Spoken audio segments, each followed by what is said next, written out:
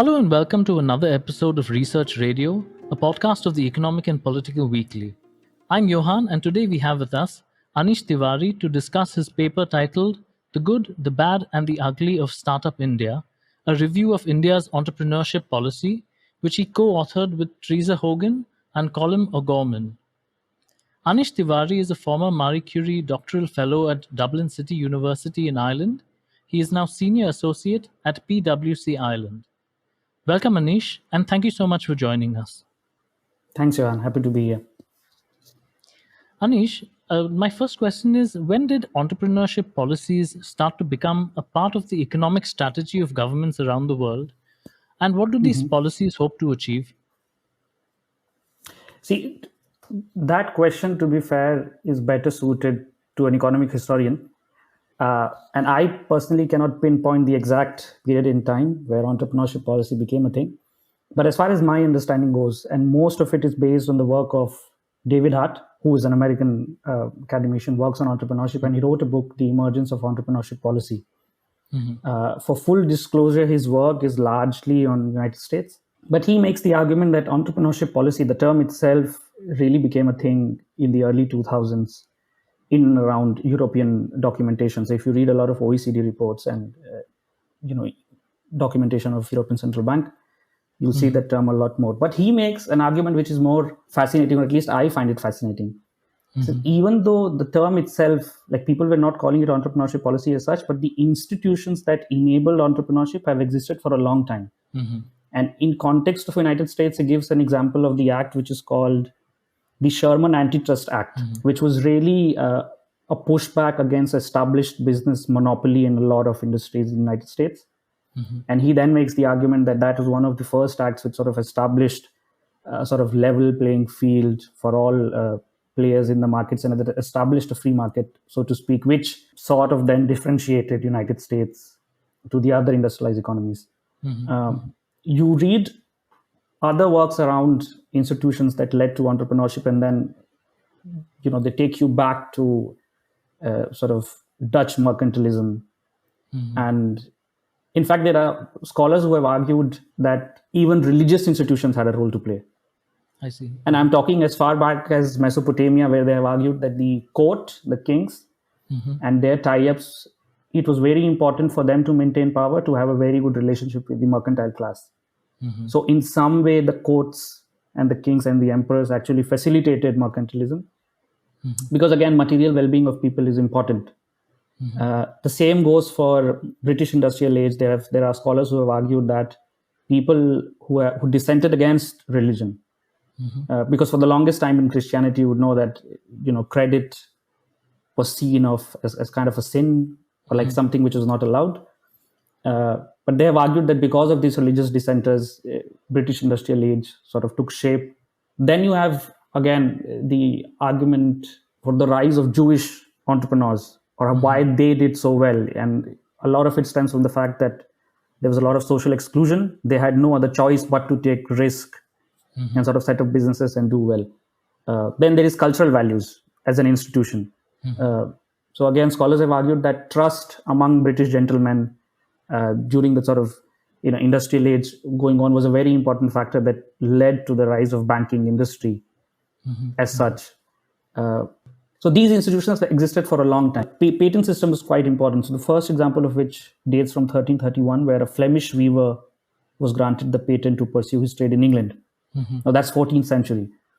And then you have bankruptcy laws. In fact, a lot of scholars have argued that United States has done so well precisely because, at least in terms of entrepreneurship, the industry there sees failure not as a burden, but as sort of a stepping stone to success.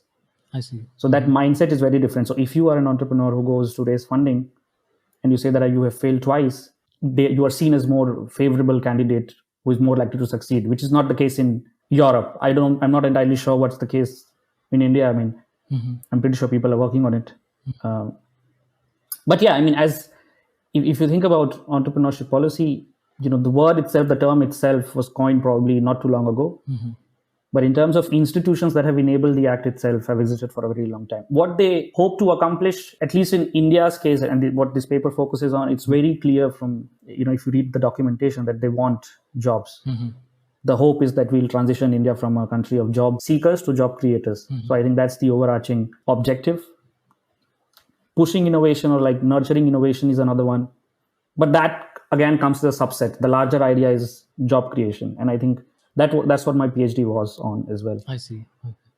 So as you mentioned, your paper looks at the Indian context and the Indian entrepreneurship promotion policy called Startup India. Could you tell us briefly what kind of support and encouragement this initiative provides, and also perhaps give us your evaluation of how this initiative has turned out thus far? So I mean, as I said, the topmost objective, or like the one that seems to be always on the forefront, is transitioning India from country of job seekers to job creators. The easiest way of evaluating that would be to sort of conduct a study to see whether or not, after the launch of the initiative, startups have created more jobs than they were creating before the launch of the initiative. Or another thing that you can look at is perhaps whether or not the startups which are being funded or which are registered under the initiative are creating more jobs than startups otherwise would.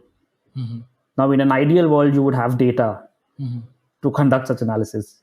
But at least in case of India, we don't really know. We don't have firm level data on the startups which are being funded by the DPIIT, which is the nodal agency, Department for Promotion of Industry and Internal Trade. But I can't be too harsh to them, because if you look at data on startups in India, in general, it's not available, especially if you look at employment data. Because my research looked at it, and I tried to look for, I looked at various sort of data sets, your CB Insights, your Crunchbase, but ultimately I ended up at Traction. And Traction is the only, as far as I know, Traction is the only database that offers you employment data for Indian startups. That is also quarterly employment data, and that also is not really as robust as you would want it to. But fair play to them that they are at least registering it. But in terms of the support that government is offering, there are quite a lot of support. I think the understanding was, firstly, this program is very similar to the Startup America program, which was launched by Barack Obama. Now, I'm not entirely sure if this policy was inspired by that. But look, even if it was, good idea should be replicated. That's not a problem. But I think the general sense is that information asymmetries, the policymakers were trying to reduce that. And that is one of the reasons why Startup India Hub is created. Now, Startup India Hub is basically a tech. It's like an online platform where incubators, accelerators, and mentors sort of have registered their details. And if you are someone who's looking for help, you can get your startup registered, and then you can reach out to them and seek help. And these are industry professionals who have been there, who have a lot of expertise. They can help you out. And I think it's an important step, because, for instance, if you are in college and you want to start a business, you need to start somewhere, but you don't really know where. You need a lot of information to make the sort of decision, and this platform does that. It offers entrepreneurs that sort of information. There are also a lot of online courses, which I think is a great sort of initiative. It will be interesting to look at how many people have taken those courses and like completed them. But I think it's a great, like, free education, free knowledge. It's just phenomenal. Like, every country should do it. I'm glad someone thought of it and they're doing it. It should be marketed a little more. Maybe it is being marketed and it's just that I'm not aware of it. But I think you can make a case for like that being pushed a little more. Besides that, there is funding support that the government provides under Fund of Funds for Startups. There is easy norms for public procurement, which again is a great initiative, because there is existing research from Scotland at least, and from more independent European states that have argued that that's an important tool that the government has to sustain the businesses, small businesses, and these entrepreneurs. And I think I'm glad they are doing it.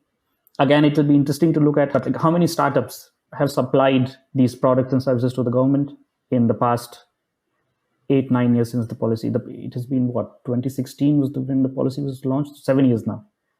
But it will be good to look at that type of data. Besides that, I think it's not really a support. The objective was to sort of push the startup ecosystem from tier 1 cities, the likes of Mumbai, Bangalore, and Delhi, to tier 2 and tier 3 cities. At the face of it, it seems like it has been successful. Like there's literally every district in India which has a startup that is now registered with DPIIT.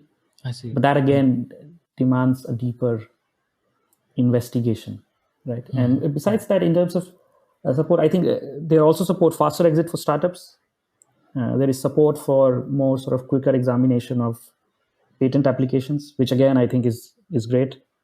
There are capital exemption on tax gains, and then other sort of tax incentives as well. So I think for the first 3 years, if you are registered with DPIIT, you don't have to pay any sort of income tax. But then again, I'm thinking most of these startups anyways don't have a profit. So the question of tax doesn't arise. But again, it's a good, there's a whole load of support that the government is offering. But again, if you want to evaluate it, look, you need data and then you can evaluate the performance on each of these metrics. But unfortunately, we don't have that. So hopefully in the future. You mentioned funding, and I was looking at some of the data that you presented in your paper about the Funds for Startups initiative. And it appears that there is a big gap between what was initially promised and what was finally delivered, because you mentioned that there was some 10,000 crores that was committed, but only a small fraction of this was actually dispensed. And what do you think the reason is for this discrepancy or this underutilization, let's say? I mean, that is a great question. The short answer is nobody really knows, or at least I don't know. Now, if you look at the history of FFS, like Arun Jaitley had made a statement in the parliament that they plan on disbursing the entire 10,000 crores in 4 years. Now, that did not happen. And I'm not too worried about that, because in general, if you look at how Indian finances or the government finances work, it's good to have a deadline, but that deadline is almost never met.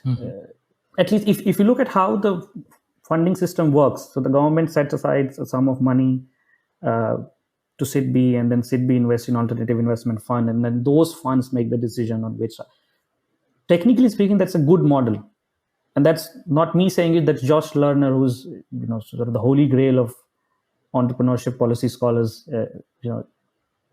And that's essentially because if the government directly decides which startup to give money to, that can lead to issues of favoritism, which some people have argued happened in the UPA regime, where you had people making phone calls and loans were getting disbursed. Now, I'm not entirely sure whether or not these claims are true, but it seems to be very widely reported. So as far as the technicality of the funding is concerned, it's great. Like, it's a robust model. Maybe because it's the initiative itself is one of its kind. It's arguably one of the first of its kind in India, at least. So it's taking a while to sort of get in full steam. But like, this question is important because if you look at the headlines, at least, like it doesn't add up. So we have a situation where, in my paper, the data is from February 2020. Now I have more recent data. The Startup India released an evaluation report when the 5 years were completed in December 2020. And here it says that SIDBI had committed around 4,000 crores to 60 alternative investment funds, which had then raised a total of 31,000 crores, like 31.5 thousand crores, which again, it's the government gives SIDBI a set of money. SIDBI then allocates that to AIFs, and then AIFs have to raise a matching fund.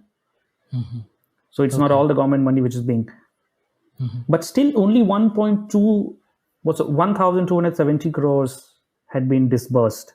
Now this is as of December 2020. If you look at the data, this data point, and then compare it to the fact that over 41,000 startups have been registered under DPIIT, 90% of them are either in ideation stage or early stages of their sort of life cycle. Then you sort of don't understand why are these startups then not getting the money. And then if you leave that aside, also if you look at the past few years, general story around Indian entrepreneurship is very bullish. There are a lot more startups being created. Even in terms of non-government funding, the funding has increased. But then if you go to the nitty-gritties of what sort of funding is coming in, early stage funding hasn't really seen that sort of a growth compared to late stage funding. You also have enough evidence suggesting that a lot of Indian entrepreneurs have difficulty in raising funds. I think Innovent Capital had a slide deck, and I think the data was around 2019, where they have found that 50% of the entrepreneurs who were surveyed said that it is a major bottleneck.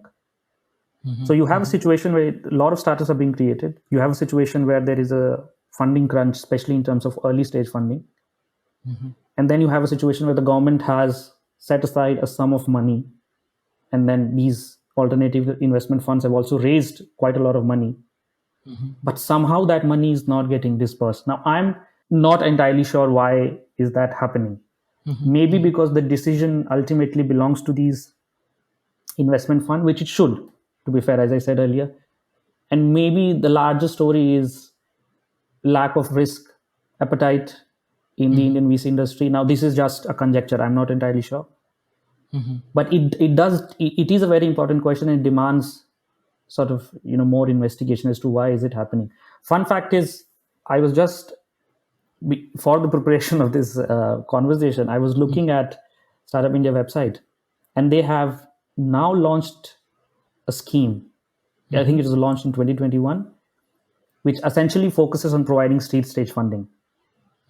So I'm not entirely sure that because they read the papers, they are making these sort of, but I think there is at least an acknowledgement that seed stage funding is a problem. And governments have a role to play. Governments across the world.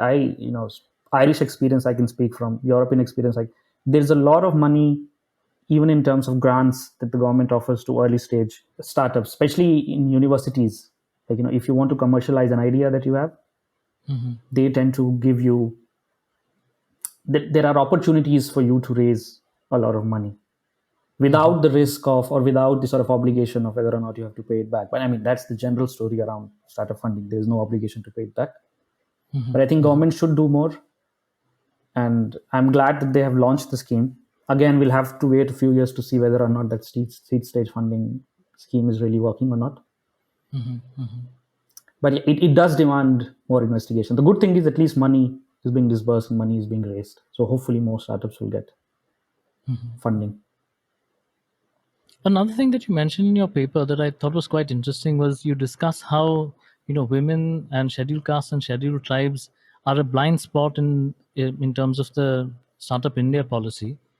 But another thing that I found interesting was to see that the overlap in the type of entrepreneurship initiatives that these groups undertake. That they are often needs based, that they are often rural, and they are usually on the wrong side of the digital divide.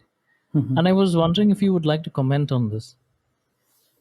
I have a lot to say on this, and I think some context is also important. I was born in Jharkhand and I grew up in Chhattisgarh. Anyone who knows India knows that these two states have a large tribal population. How should I put it? Like, I have seen people from SC and ST communities in positions of power. Like, collector of Ambikapur, for instance, or professor in Holy Cross Women's College. And also to some extent, you're not entirely aware of how much sort of discrimination there is and how much more underrepresentation there is unless you start reading these pan-India reports. And I have no hesitation in accepting that I was not aware of it until I read that paper from Ashutosh Varshni and Tarun Khanna, which came in EPW. I think my first point of disagreement is largely, and again, I fail to understand why there hasn't been much discussion around this, especially considering the fact that caste is so important in India. Caste politics is so important in India. And there are more, educated scholars than me. Like, it's not my area, but my disagreement largely, like, first point of disagreement with the policy is that it's a 40-page long document. You won't find the word women or female in it at all. And this is a policy which came out in 2016. So even for lip service, you would assume that, the people who are writing at least pretend. Yeah. You can't, like, I'm sure there are nice people. Like, I would like to believe that they're nice people and they're aware of these things. But at least, show that you are aware of these. There is no mention of indigenous or tribal or any synonym that you can take. There is no mention at all. And then when I'm thinking, just in terms of the people who are making these policies, how they imagine these communities. So they don't even imagine these communities undertaking high-tech entrepreneurship. They imagine these communities in the periphery somewhere doing, necessity-based undertakings to support these high-tech entrepreneurs who come from I don't know where. So they are seen as like an enabling mechanism, which is not necessarily a bad thing. But the bad thing is that how can you completely exclude these groups? If you think about it from how much value they can add, the multiplier effect of a member from, a woman entrepreneur or a Dalit entrepreneur is much higher simply because the base is much lower. They can have a far more, profound impact, generally speaking, than any other entrepreneur from general caste category would. And there is nothing, see, the idea is not to discourage a particular group of people from undertaking anything. It's just that if you're making a policy, there is no harm in trying to make it more inclusive. It's pretty much like, how the Gandhian idea that the way you judge whether or not a teacher is performing well, that metric should be how much improvement has the weakest student in the class has seen. So when you're already aware of the fact that SC and ST communities don't have that much participation, economic sort of participation is very low, and you're making a policy focused on startups, there's no harm sort of adding that element in. And in the 5-year report that came out, thankfully there is a page on things done to promote women entrepreneurship, but still, like, the Dalit entrepreneurship or like Adivasi entrepreneurship seem like a far cry. Like there is no mention of it at all. It's interesting to understand like why. And again, I'm just it's not my area, but now I'm trying to think. If you look at the joint secretary level, the secretary level, people who are responsible for making these policies, 4 out of 82 secretaries, as far as I know, belong to SC community. 21 out of 275 joint secretaries, and their population, if you look at their share in the population, is 25%. I'm pretty sure, like I know there is no reservation in promotion and whatnot, but you would assume that if there is a reservation at the lower level, you would assume that all things being constant, same sort of proportion will be reflected at the higher level, but it is not being reflected at the higher level. And these are central. This is government of India.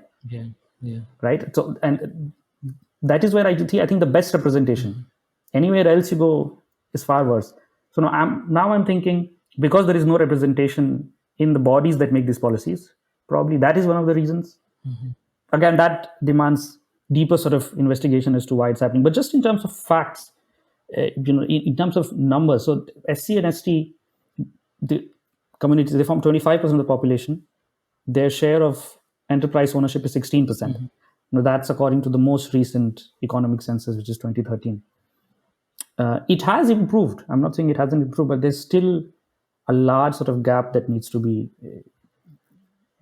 addressed in some form. I'm not entirely sure how you can address it. I mean, it's a much bigger problem, but it's something to be aware of, at least, like, when we are having these discussions. A lot of the enterprise that they own happen to be one-person enterprise. A lot of the enterprises that they own happen to be rural. Like it's much worse for women. 83% of all the women-owned enterprises in India as of 2013 were single-person enterprises, which is very clear indication that these are necessity-based undertakings, which don't really have a profound impact in terms of employment generation, which is what you want, which is what at least this policy wants, and in general the country wants. In terms, like, also, as far as women representation is concerned, I think there is enough documentation of the fact that women participation in Indian economic workforce is really, unacceptably low. McKinsey of all firms has a report that argues that if India can ensure gender parity, women can add up to 60% to the GDP, annual GDP. And I think the amount is 2.9 trillion, which is a lot of money that you are losing. I don't know the entire sort of what the Prime Minister Economic Advisory Council or the discussions of Niti Aayog are, but like this seems to you how can you not see the potential value add? Like 2.9 trillion is a lot of money. There has to be a more sort of loud discussion around it. Like, what exactly are we doing to make sure more women come into the workforce? And then again, I don't know, like there's a paper that recently came out by Paul Novosad and team about segregation in India. I'm not entirely sure. It's only like last week, I see. and it's fabulous data. What I was in my paper has argued that a lot of the enterprises owned by SC and ST communities happen to be in rural areas. Then you have the obsession on technology, right? Now, if you leave the technology bit for one, when you already know that a lot of these enterprises are from rural areas, you also know that majority of the internet users in India are urban.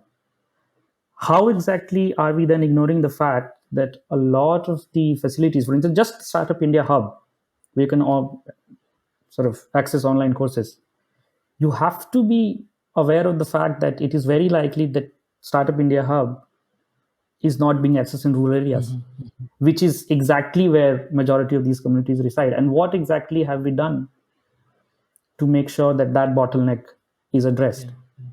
We haven't done anything, because I don't think there is even a recognition of the fact that bottleneck exists, even in urban areas. So if you look at the paper, they have argued that the segregation of the SC community, like for scheduled tribes, they didn't have enough data, but they've said it's equally as much as the African American population in United States. If I remember correctly, any child of any community growing up in an SC neighborhood in an urban Indian city is likely to receive 1 year less schooling. That is even worse if that child grows up in a Muslim locality, then that goes down to 1.7%. We know school enrollment is much lower in SC and ST community. As far as tertiary education, I have the figure here. So in terms of board members of Indian companies, 3.5% are made up by SC and ST community. School enrollment, as I said, is already already low. As far as tertiary education is concerned, 20.8% of SC's population, 15.7% of ST population, compared to 39.5% of general category. So it's a much broader problem. I'm not saying that Startup India is going to, but there is also there is some sort of idea that somehow the entrepreneurial ecosystem is detached to the Indian reality. It operates in a parallel universe where caste discrimination doesn't exist, gender bias doesn't exist, and you somehow should not bring these conversations into whatever your idea of creating a 10 trillion economy is, because that makes everybody uncomfortable. Like in the corporate world also, like the moment I know reservation in private companies is not really conducive, but the moment someone brings it in, not necessarily reservation, but even in terms of underrepresentation, we are very protective, or we become very cagey. It's not a good sign. The problem not so much is that of course these issues exist, it's a problem, but the bigger problem is that it's not being discussed, even in terms of, like, I would like to see how many IIMs have literally come up with research that addresses these issues. You know what I mean? Like, I'm not calling them out. I'm not saying that I'm holier than thou because I have identified it. But these things are a no-brainer. Like, these things need to be addressed. Again, faculty in IIT and IIMs, the mandated quota is 22.5%. At the moment, only 3% happen to be ST and from ST, scheduled castes and scheduled tribes. 12 IIMs, and this is not me, this is the report from Quint, have no SC, ST faculty at all.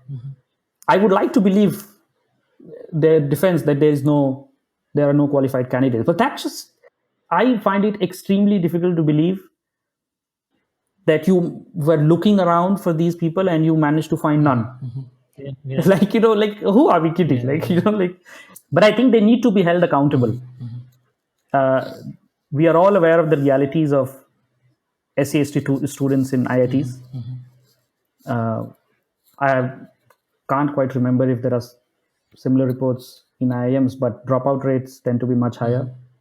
Suicide rates tend to be much higher. And it's kind of self-explanatory, because if you don't have people in the faculty and there is no real social support group, what are we expecting, so to speak? And these networks are important to highlight. A lot of people are, why is this important? The reason why IITs and IIMs in particular are important, and I've written a paper, like it's a brief title, Mapping the Startup Ecosystem in India, which is forthcoming in EPW. If you look at the data, this is again from Traction. As of 2021, if I'm remembering correctly, India had 465 startups valued at or over 100 million. Right? As of 13th September 2021, the founding team data was available for 201 of these startups. So you are looking at 200 startups valued at or over 100 million. 45% of the founders belong to the Indian Institute of Technology, followed by Indian Institute of Management, which figure is 22%. Angel investors, if you look at angel investors, 73% of them come from these institutions.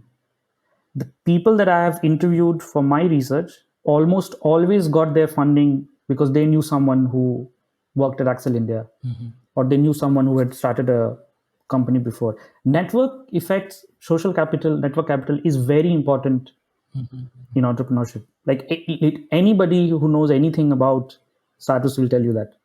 So I think it's really important that these issues get discussed, because there is again a lot of evidence to suggest that diverse teams tend to outperform. Like if your team has one women founder, you tend to outperform both in terms of financially, like bottom line and top line growth. So it's, even if you don't want to get involved in the discussion around social justice, there is an economic argument to be made, as I said, in case of women, and similarly in case of diversity.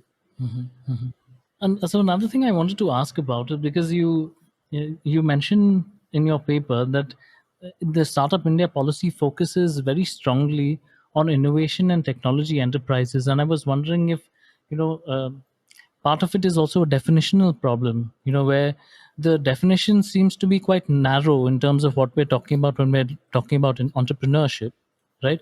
And then as a consequence, that it encourages the sectors that are already doing well, rather than the not so hot sectors that could actually benefit from the kind of encouragement that the scheme provides, and especially considering what you were just talking about, that many of the groups that are underrepresented in entrepreneurship, such as women, SCs, and STs, are not so active in this sector because the definition kind of excludes the kind of entrepreneurship that they are pursuing.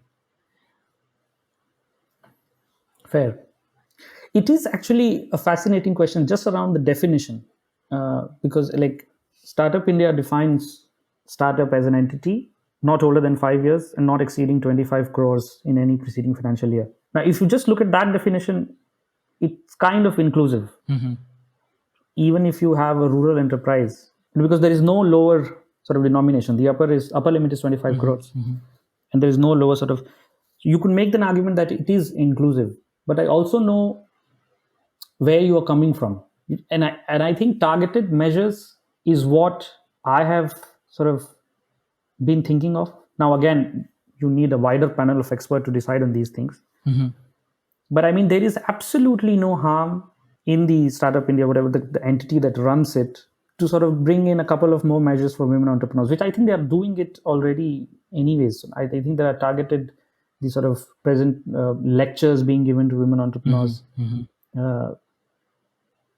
At state level, if I can remember correctly, Bihar entrepreneurship policy, which again is a direct result of, I forgot to mention it earlier, but one of the accomplishments really is that before the launch of Startup India, only 4 states had a dedicated entrepreneurship policy. Now essentially all states do.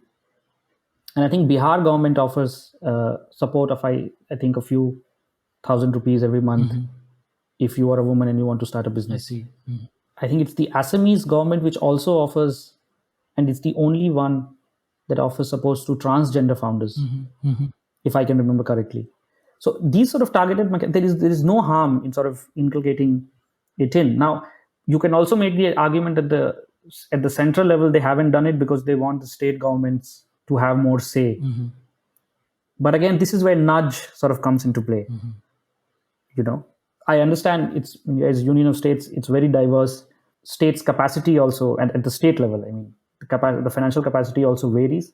But I think the central government can nudge them in the right direction. We cannot, at least in India's case, we cannot really obsess on high-tech entrepreneurship too much. There's enough evidence from Europe to suggest that the obsession doesn't really come into play. So I looked at Indian startups that get acquired, what happens to their employment generation capability. And if you look at the leading research, Haltiwanger, for instance, has a paper in the American context. It's not so much the high-tech startups that create jobs, it's the high-growth startups. And those two things are very different. You can be high-tech and not achieve any growth at all. So I think the focus should be on high-growth firms. Again, the idea, like, I would like to think of it as how Prashant Kishore says the role of political strategies. It's on the margins. Now, again, this is false equivalence. Government, of course, has a lot more role to play. But I think the idea should be to maintain a fair, level playing field for all the players. You need to make sure that all actors who are interested in making a contribution start from the same place. It doesn't seem to be happening at the moment. Like, women are a lot more disadvantaged. And and the larger argument again is related to what Raghu Rajan pointed out in his book, Saving Capitalism for Capitalism Itself. Like, America succeeded in becoming what it is today because there was enough incentive for entrepreneurs to start and challenge established businesses. That doesn't seem to be happening if you talk to entrepreneurs in India, at least. Established players have a lot more say, have a lot more power, and it's very difficult to challenge them. But for now, let's just focus on those SC and ST students who are already enrolled in the tertiary level education. Let's focus on SC and ST students in IITs. Let's see what we can do to make them more included, to make sure that if they have an idea, they have someone to go and talk to. Let's try and fill those mandated quotas in IIMs and IITs. Just like recruit SC and ST professors. It's not really that difficult. So, Anish, for my final question, I want to ask a slightly broader question. And that is, at the start of your paper, you mentioned that the world over, these entrepreneurship policies have failed to live up to the expectations in terms of transforming their respective economies. I was wondering if it would be fair to say that these entrepreneurship policies are then an opportunity for governments to absolve themselves from the development responsibilities that they have. That would be a harsh assessment. I don't think government, or at least I would like to believe, and that I think, again, trust is the ultimate sort of foundational underpinning of any system that functions. I would like to believe as a citizen of India that whatever tax money we are giving to the government and whatever policy the government is making to redistribute this money is focused on the idea of making India more like equitable, equal society. I would like to believe that. And I think, given all the negatives of the Indian state, I think there is a fair amount of evidence to suggest that they are working towards. And the results which we have achieved so far in the 75 years show that there has been improvement. So I don't think they are trying to absolve themselves from the development problem largely. I think Startup India policy is part of that agenda, development agenda. But that also does not mean that it should be the mainstay of any economic policy. I think nobody should be of the opinion that startups in India are going to solve the employment problem. That's just wishful thinking. We should think about some of the trends that we are witnessing. Indians need to ask a question: why is it that Sachin Bansal and Binny Bansal no longer live in India? Why is it that majority of the Indian startups who are doing well are incorporated not in India and elsewhere? If we have a government which is saying that they're making it easier for startups to do business, then why is it the majority of the successful ones are thinking otherwise? Now, I know PhonePe has come back and registered the entity in India, but I think these are uncomfortable questions. And this is not even pinpointing the failure or successes of one government. I think it's a larger problem of Indian state. You cannot really achieve any meaningful growth without ensuring a level playing field, without ensuring a transparent sort of market, ensuring that there is information symmetry, ensuring the institution work. And now I'm thinking about, when you say that they are trying to absolve themselves from the responsibility of development, That is it is fascinating, but then again, the question really is: can government really create jobs? And like, what is the role and responsibility of the government? Like, it's a very fundamental question. What is government expected to do? Like, if you look at China, now I know where you're coming from, but China, which I see as a very successful, barring individual liberties aside, they have managed to create employment, at least from the face of it. And it's generally accepted that they have lifted a lot of people out of poverty. But I'm also thinking majority of the manufacturing units that ended up creating these jobs were actually not owned by the government. You know what I mean? So government can only do, I shouldn't say they can only do so much. It is their responsibility to make sure that the platform is perfect. It's responsible for creating an ecosystem which can then enable private players to come in. The role should be that you make an ecosystem where everybody has a fair shot of building on their idea. If you are aware of the fact that your ecosystem it's not offering sort of a level playing field for everybody, investigate why is that happening, investigate which are the groups which are being affected, and then provide additional support to those groups to make sure that the level playing field is equal for all. I think that's largely the role of the government. Are they pushing responsibility of creating jobs to the private sector? It is a fascinating intervention, but I think that's happens to be the case with literally all governments around the world. Now, there is also evidence to suggest that government should probably fund. I mean, we have no reason to believe that government agencies or government bodies cannot be innovative. I think that's the point you trying to allude to. And there is reason, like Mariam was the entrepreneurial state that you're trying to allude to, that it's not only that private entities can do innovation, government entities can. And if you look at DRDO is an example of that. HAL is an example of that, which has built stages. A lot of the work that happens, innovative works, like now I'm thinking of another sort of parallel domain of fighter jets which were being created in USSR. They essentially were a result of innovation being carried out with the government.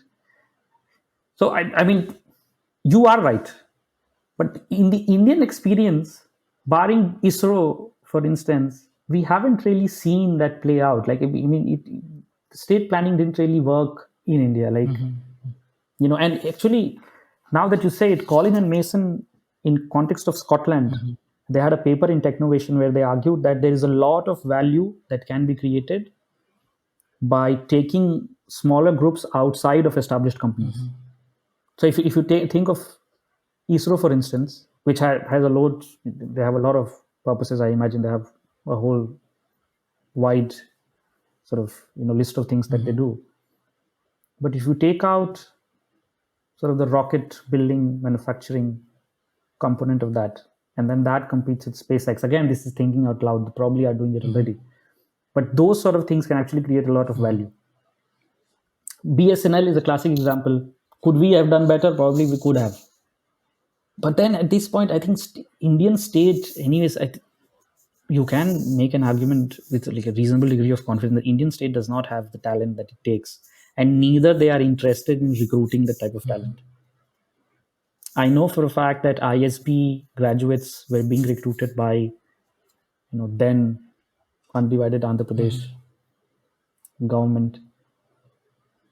How many IITs and IIM students are actually recruited, or how many of these people with innovative ideas, leave IIT and IIMs, like people with innovative ideas, are they being recruited by the government? Even the people within the government who want to do, in a lot of these ministries, who want to take up something innovative, is there support for them to do so?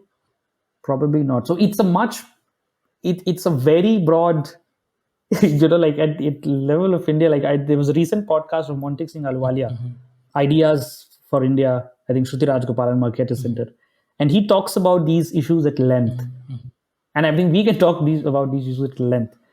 But I mean, especially just on Startup India policy, it is a good policy, but we need to evaluate it a lot more. I think now I evaluated it based on how FS had performed and the caste and the women issue. There are multiple metrics on which you can examine the policy. I'm not saying I'm right, but at least somebody else who thinks they are right, or a group of people who think they are right, who they definitely know more than me, they should think about it, because 10,000 crores is not a small amount of money. It's a lot of money, and you can do a lot from that. So we need more evaluation. And the final thing that I would say is that government of India should really think about setting up some survey or some, like a census of these startups, so that we know how much jobs are being created by the startups. Now, if you are a privately registered entity in India, you are not obliged to disclose your employment information. But I think that doesn't do anybody any benefit. Now, again, I'm trying to think on the part of government that they would say that the owners of these businesses would be like, oh, there's one more paper to fill, one more data point to give. But I think it's an important thing to have data on. A lot of successful countries, if you see, the reason why there is so much more entrepreneurship research in Europe is because governments have a very detailed firm level data on how many jobs are being created or lost, which is not the case in India. And if you can't do it for all startups in India, at least do it for the startups which are registered under DPIIT. Because you can ask a lot of interesting questions. You can ask questions such as whether or not startups registered under DPIIT end up raising more money than other startups. Are they more sensitive to issues of caste and gender? Do they grow a lot more than other startups would, considering that they have a lot more support? But these questions can only be answered once you have data, which doesn't seem to be the case at the moment. So yeah, I mean, that's my final point, but it's something to think about. Is government trying to absolve itself of development? It's like, the best part of that question, it's so fundamental, yet it's so important. What is government? What is government expected to do? Depending on who you ask, they'll have very different answers. Like, I'm more of a statist because, again, I'm a child who grew up in the shadow of USSR. I kind of romanticize USSR a little bit. So state has a role to play. What we are seeing in India, privatizing education, is not going to help. I am what I am because I paid 14,000 for my 3-year bachelor's degree in Delhi University. I probably couldn't have been able to afford like a degree for 3 lakhs. If government starts pulling itself out, it's a recipe for disaster. In university, I'm seeing at the university level, you have all these private universities coming up and funding of government universities drying out. Research is the same, from 0.9% of the GDP. This morning I read, it has gone down to 0.65%. PhD research scholars there, it's a tragedy that the amount of paperwork they have to deal with to get stipends, which anyways is not that much. So it's a lot to think of, lot to discuss. But so finally, I just want to say, I think those are all my questions for today. And thank you once again, Anish, for sharing your time with us today. No worries. It was a lot of fun. I would also like to thank our listeners for joining us. And you can find a link to the article discussed in today's episode in the show notes on our website. You can also find more episodes of Research Radio as well as our new podcast supplement at epw.in/podcast. And to experience all that EPW has to offer, head over to epw.in today and subscribe. This is Johan saying bye-bye and see you next time on Research Radio.